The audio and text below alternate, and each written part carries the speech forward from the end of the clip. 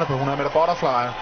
Og hvis han har det, så er der bestemt også andre herrer her, som har svømmet under nogensinde. Ian Thorpe, han er en af dem, som er tæt på 10.94. 2 verdensmesterskaber. Det blev en til ved disse mesterskaber på 100 og 200 butterfly. Men Sivanen, hvis han skal med i løbet, så skal han altså noget hurtigere på de første 100 meter, end han var i går. Han er en katastrofalt dårlig 100 meter eller første 100 meter i semifinalen i går. Ja, lad os nu se.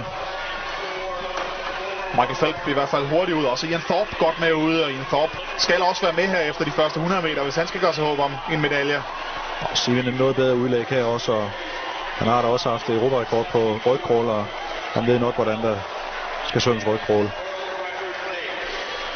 Skidt vending, synes jeg. Undervandssvømning også af Sivanen, men lad os nu se. Det bliver brystsvømning, det bliver afgjort med de sekundære placeringer.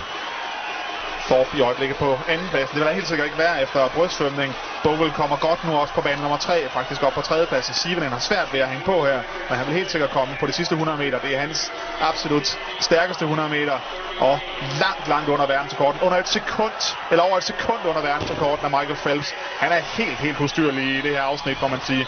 Bogle på anden pladsen foran Thorpe, og Thorpe han skal altså hænge så godt på her. Han kan, hvis han skal have medalje. Vi ved, at der er ikke nogen, der kan slutte af bare i nærheden af lige så hurtigt som Thorpe på de sidste 50 meter. Jeg tror faktisk, Thorpe han ser ud til at gå efter medalje. Prøv at se, hvor hurtigt han så mig i brystsvømning, Thorpe.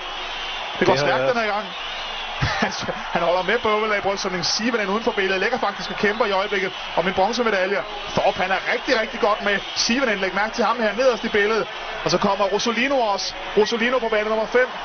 Og 1,5 sekund under medaljen. Rosolino på bane 5 tror jeg vil få sølv. Måske Thorpe på bane nummer 2. Sivanen tror jeg ikke får medaljer, selvom han også skal slutte hurtigt af.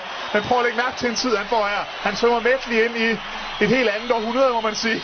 Det er helt vildt det her. Michael Phelps går mod en ny verdensrekord endnu en gang. Rosolino på anden pladsen. Thorpe har måske brugt for mange kræfter i brystsvømning. Nej, han får sin medalje, Thorpe.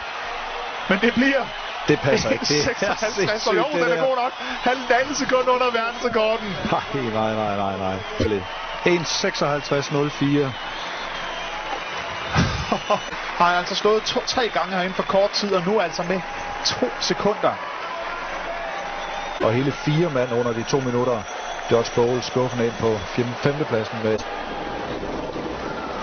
Og ny rekord til Ian Thorpe. Spøg og skæmt alt med hans dårlige brystsvømning i indledningen og i semien.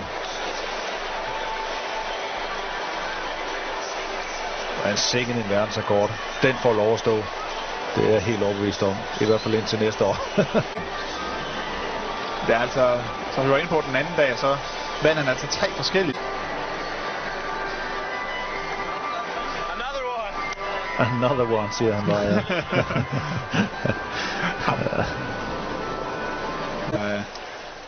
Ja. VM's løb måske. Ja, det synes jeg det er. Det